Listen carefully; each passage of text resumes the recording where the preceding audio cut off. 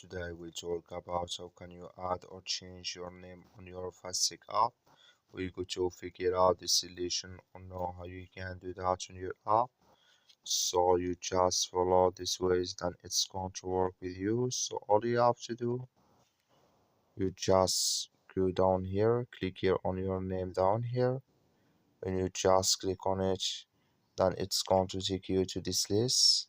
It's going to show for you like this here. So then all you have to do now, so just click here on this sign here.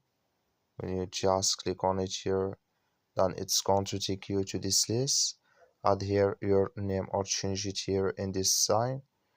So then you go above this sign, click on it here, then it's gone here to change with you here. That's all you have to do. Thank you for watching.